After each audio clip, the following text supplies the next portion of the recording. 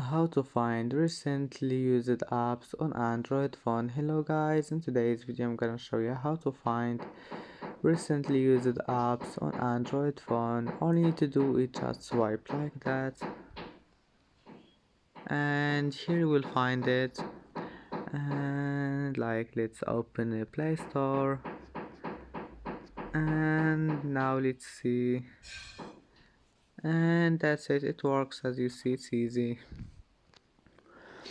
And that's how to find recently used apps on Android phone. And that's it for today's video. All you need to do is just swipe like that and you will find it. And that's it. It's easy. Don't forget like and don't forget subscribe, and thank you for watching this video until the end, and see you in the next video.